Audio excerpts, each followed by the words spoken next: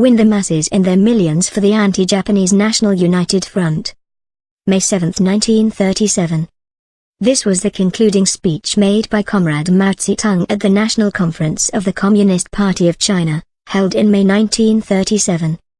Comrades, in the course of the discussions of the last few days you have expressed agreement with my report, The Tasks of the Chinese Communist Party in the Period of Resistance to Japan. Only a few comrades expressed different views. As these dissenting views were rather significant, I shall discuss them first in my concluding speech before dealing with certain other problems. The question of peace. For nearly 2 years our party has fought for internal peace. After the third plenary session of the Kuomintang Central Executive Committee, we declared that peace had been attained, that the stage of fighting for peace was over, and that the new task was to consolidate the peace. We also pointed out that this new task was linked with fighting for democracy, that is, consolidating the peace by fighting for democracy.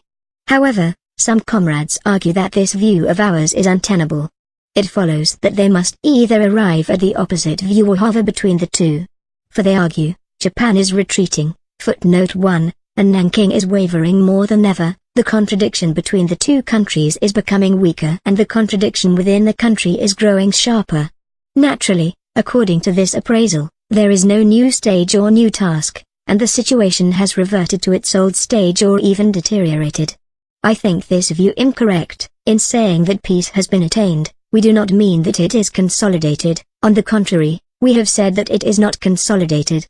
Bringing about peace and consolidating it are two different things.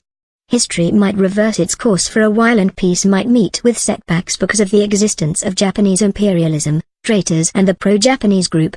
But the fact is that peace was attained after the Sun incident and was the product of several factors: Japan's fundamental policy of invasion, the favorable attitude of the Soviet Union and also Britain, the United States and France towards internal peace in China, the pressure of the Chinese people, the Communist Party's peace policy during the Sun incident and its policy for ending the antagonism between the two regimes, the differentiation within the bourgeoisie, the differentiation within the Kuomintang, and so on. Peace cannot be made or unmade by Chiang Kai-shek alone. To unmake it, he would have to fight against many forces and draw closer to the Japanese imperialists and the pro-Japanese group. There is no doubt that the Japanese imperialists and the pro-Japanese group are still endeavoring to prolong civil war in China. That is precisely why peace is not yet consolidated. Such being the case, we have come to the conclusion that, instead of reverting to the old slogans of end the civil war and fight for peace, we should take a step forward and adopt the new slogan of fight for democracy, for this is the only way to consolidate internal peace and bring the war of resistance against Japan into being. Why do we put forward the three closely related slogans of consolidate the peace, fight for democracy, and carry out armed resistance? The answer is that we desire to push the wheel of revolution forward and that circumstances allow us to do so. Those who deny the new stage and the new task, who deny that the Kuomintang has begun to change and by the same logic also deny the achievements of all the forces that have been struggling for peace during the last year and a half will remain where they were before, without advancing an inch. Why do these comrades make such an unsound appraisal? Because in weighing up the current situation they start not from fundamentals but from a number of limited and transient phenomena, Sago's diplomacy, the Sukhoi trial, footnote 2, the suppression of strikes, the eastward transfer of the Northeastern Army, footnote 3, General Yang Hucheng's journey abroad, footnote 4, and so on, hence their dismal picture. We say that the Kuomintang has begun to change and we also say that it has not changed completely. It is inconceivable that the Kuomintang's reactionary policy over the past 10 years will completely change without new efforts, without more and greater efforts, on our part and on the part of the people. Quite a number of reputedly left people, who often bitterly denounce the Kuomintang and who during the Sun incident advocated putting Chiang to death and fighting our way out through Tungkuan, footnote 5, are now astonished when events like the Sukhoi trial occur immediately after peace is attained, and ask, why does Chiang Kai-shek still do such things? They ought to understand that neither the communists nor Chiang Kai-shek are gods, nor are they isolated individuals, but members of a party or a class. The Communist Party can push the revolution forward by degrees but cannot clear away all the evils in the country overnight. Chiang Kai-shek and the Kuomintang have begun to change, but the accumulated filth of the past 10 years will certainly not be rapidly removed without great effort on the part of the whole people. We maintain that the trend is towards peace, democracy and resistance, but this does not imply that the old evils, civil war, dictatorship and non-resistance, will be swept away without any effort. It is only through struggle and hard work, and over a long period too, that we can eliminate the old evils, the old filth, and prevent setbacks or even reversals in the revolution. They are bent on destroying us. Quite true, they are always trying to destroy us. I fully admit the soundness of this appraisal, and indeed one would have to be fast asleep to overlook the point. But the question is whether there has been any change in the way they are trying to destroy us. I think there has been. The change is from war and massacre to reform and deceit, from a tough policy to a soft one, from a military to a political policy. Why has there been such a change?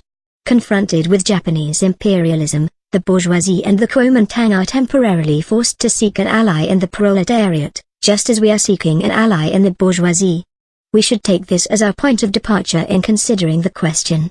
Internationally, for a similar reason, the French government has changed from hostility towards the Soviet Union to alliance with it. Footnote 6. Our domestic task has changed from a military to a political one. We for our part have no use for plotting or scheming. Our aim is to defeat Japanese imperialism in a common effort by uniting with all those members of the bourgeoisie and the Kuomintang who favor resistance. The question of democracy. To put the emphasis on democracy is wrong. The emphasis should be solely on resistance to Japan. Without direct action against Japan, there can be no movement for democracy. The majority of the people want only resistance to Japan, not democracy, and what is needed is another December 9th movement. Footnote 7. Let me first put a few questions. Can it be said that what the majority of the people wanted in the previous stage, that is, from the December 9th movement of 1935 to the third plenary session of the Kuomintang Central Executive Committee in February 1937, was merely resistance to Japan and not internal peace? Was it wrong to emphasize internal peace then? Was it impossible to have a movement for internal peace without direct action against Japan? The Sun incident and the third plenary session of the Kuomintang Central Executive Committee took place after the resistance in Tse-Tung ended, and today, too, there is as yet nothing equivalent to the Tse-Tung resistance or the December 9th movement. Everybody knew that in order to resist Japan there had to be internal peace, that without internal peace there could be no resistance to Japan, and that internal peace was a condition for resistance. All the anti-Japanese activities in the previous stage, whether direct or indirect, beginning with the December 9th movement and ending with the third plenary session of the Kuomintang Central Executive Committee, were centered on the struggle for internal peace, which was then the central link, the most essential thing, in the anti-Japanese movement. Similarly today, in the new stage, democracy is the most essential thing for resistance to Japan, and to work for democracy is to work for resistance to Japan. Resistance and democracy are interdependent, just as a resistance and internal peace, democracy and internal peace. Democracy is the guarantee of resistance, while resistance can provide favorable conditions for developing the movement for democracy. We hope there may be, and indeed there will be, many direct and indirect struggles against Japan in the new stage, and these will give an impetus to the war of resistance and greatly assist the movement for democracy. But the core and essence of the revolutionary task history has set us is the winning of democracy. Is it, then, wrong to keep stressing democracy? I do not think so. Japan is stepping back, Britain and Japan are virtually inclined to strike a balance, and Nanking is wavering more than ever. Ignorance of the laws of historical development has given rise to this needless anxiety. If there were a revolution in Japan and she really withdrew from China, it would help the Chinese Revolution and would be just what we want, marking the beginning of the collapse of the world front of aggression. What room for anxiety would there be then? But as a matter of fact, this is not what is happening. Sago's diplomatic moves are preparations for a major war, and a major war confronts us. Britain's policy of wavering can get her nowhere, her clash of interests with Japan making this certain. If Nanking continues to waver for long, it will become the enemy of the whole nation, and its own interests do not allow it to keep on wavering. A temporary retrogression cannot change the general law of history. Hence one should not deny the existence of the new stage or the necessity of setting the task of winning democracy. In any case, moreover, The slogan of democracy is appropriate, because it is obvious to everybody that the Chinese people have far too little democracy, and not too much. Actual events have also shown that to define the new stage, and to set the winning of democracy as our task, is to move a step closer to resistance. Events have moved forward, let us not put the clock back. Why do we place so much emphasis on a National Assembly? Because it is something which can affect every aspect of life, because it is the bridge from reactionary dictatorship to democracy, because it is connected with national defense, and because it is a legal institution. To recover Eastern Hope and Northern Chaha, to combat smuggling, footnote 8, to oppose economic collaboration, footnote 9, etc., as many comrades have proposed, is quite correct, but this complements rather than in any way conflicts with the fight for democracy and a National Assembly. The essential thing is still the National Assembly and freedom for the people.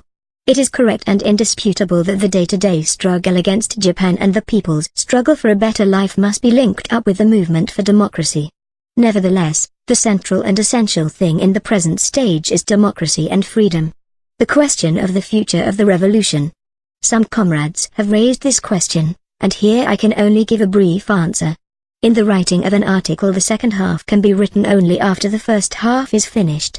Resolute leadership of the democratic revolution is the prerequisite for the victory of socialism.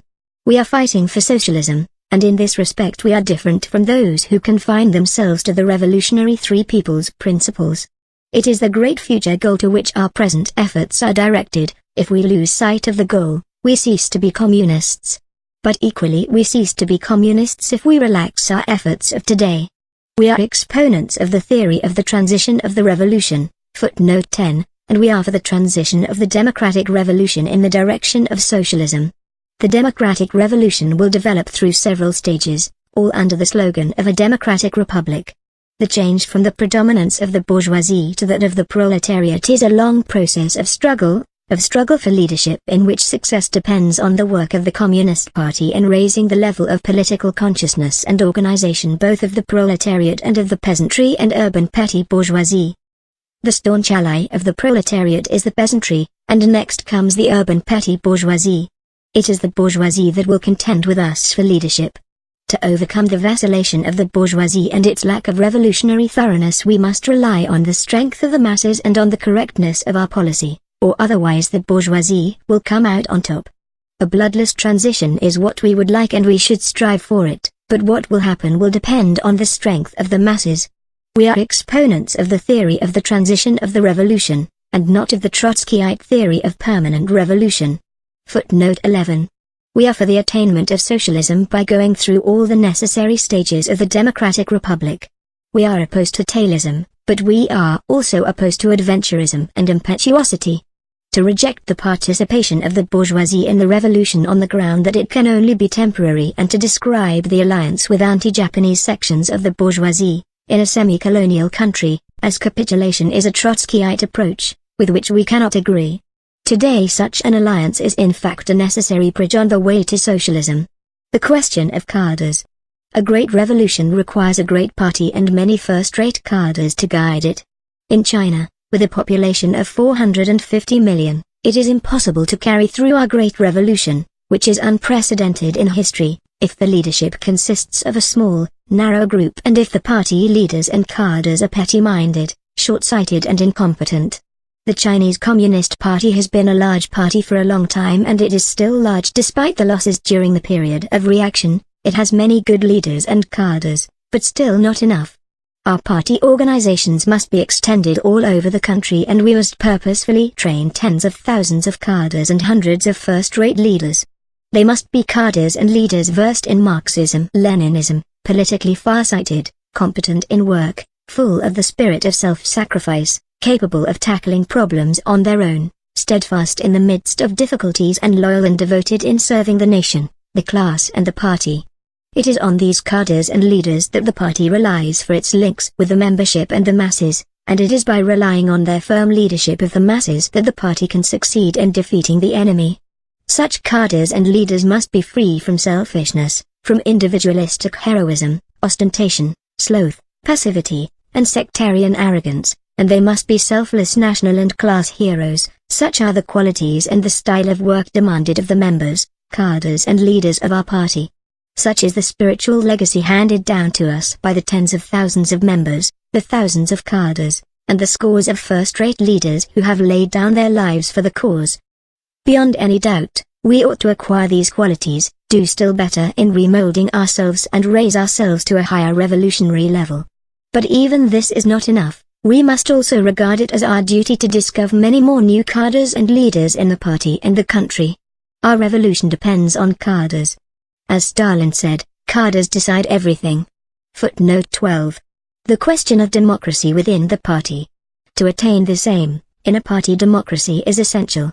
If we are to make the party strong, we must practice democratic centralism to stimulate the initiative of the whole membership. There was more centralism during the period of reaction and civil war. In the new period, centralism should be closely linked with democracy. Let us apply democracy, and so give scope to initiative throughout the party. Let us give scope to the initiative of the whole party membership and so train new cadres in great numbers, eliminate the remnants of sectarianism, and unite the whole party as solidly as steel. Unity in the conference and in the whole party. After explanation, the dissenting views on political issues voiced at this conference have given way to agreement, and the earlier difference between the line of the Central Committee and the line of retreat adopted under the leadership of certain comrades, has also been settled. Footnote 13. This shows that our party is very solidly united. This unity provides the most important basis for the present national and democratic revolution, because it is only through the unity of the Communist Party that the unity of the whole class and the whole nation can be achieved, and it is only through the unity of the whole class and the whole nation that the enemy can be defeated and the national and democratic revolution accomplished. Win the masses in their millions for the anti-Japanese National United Front. The aim of our correct political policy and of our solid unity is to win the masses in their millions for the anti-Japanese National United Front. The broad masses of the proletariat, the peasantry and the urban petty bourgeoisie need our work of propaganda, agitation and organization. Further efforts on our part are also needed to establish an alliance with those sections of the bourgeoisie which are opposed to Japan. To make the policy of the party the policy of the masses requires effort, long and persistent effort, unrelenting and strenuous, patient and painstaking effort. Without such effort, we shall achieve nothing. The formation and consolidation of the anti-Japanese National United Front, the accomplishment of the task incumbent on it and the establishment of a democratic republic in China are absolutely inseparable from our effort to win over the masses. If we succeed in bringing millions upon millions of the masses under our leadership by such effort, our revolutionary task can be speedily fulfilled. By our exertions we shall surely overthrow Japanese imperialism and attain complete national and social liberation. Notes. 1.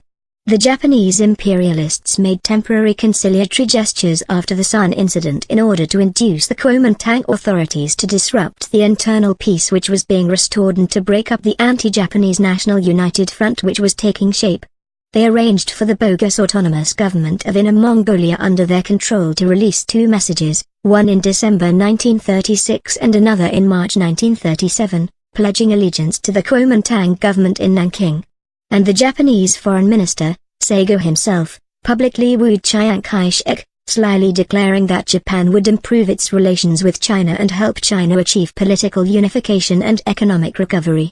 Furthermore, Japan sent a so-called economic study group, headed by Kenji Kodama, a Japanese financial magnate, ostensibly to help China complete the organization of a modern state. These were schemes for aggression and were known as Saigo's diplomacy. They were called a retreat on the part of Japan by those people who were deluded by the Japanese imperialist make-believe. 2. In April 1937, the Kuomintang High Court in Sukou tried Shinchanu and 6 other leaders of the Resist Japan and Save the Nation movement who had been arrested in November 1936 in Shanghai. The charge was endangering the Republic, the usual trumped-up indictment the reactionary Kuomintang authorities used to stigmatize all patriotic movements. 3. Prior to the San incident, the Northeastern Army was stationed on the border between Shensi and Kansu provinces and was in direct contact with the Red Army in northern Shensi. Greatly influenced by the Red Army, it subsequently staged the coup in San. In March 1937, the Northeastern Army was forced to go east to Honan and Anhui provinces, a move taken by the Kuomintang reactionaries to cut it off from contact with the Red Army and at the same time to sow discord in its ranks. 4. General Yang Hucheng was a military leader in China's northwest who staged the Sun incident together with Chang Hsueliang. Thus the prime movers in this incident were popularly linked together in the double-barreled surname Chang Yang. When Chiang Kai-shek was released, Chang accompanied him to Nanking but was immediately placed under detention.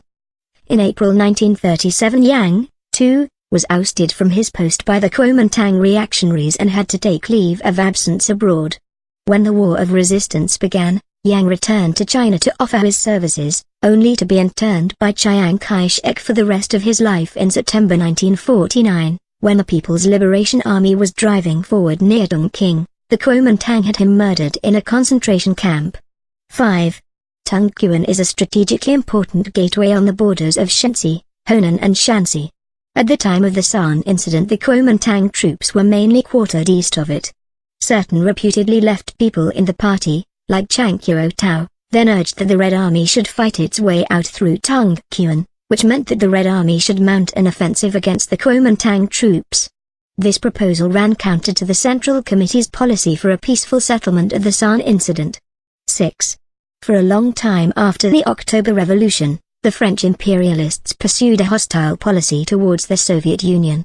From 1918 to 1920, the French government took an active part in the armed intervention by 14 powers against the Soviet Union and continued its reactionary policy of isolating the Soviet Union even after the intervention failed. It was not until May 1935 that, under the influence of the Soviet Union's peace policy among the French people and because of the German fascist menace, France concluded a treaty of mutual assistance with the Soviet Union, though her reactionary government failed to observe it. 7. The students' patriotic demonstration in Peking on December 9, 1935, led by the Chinese Communist Party. The movement called for the cessation of civil war and armed resistance to Japan and won nationwide support. 8.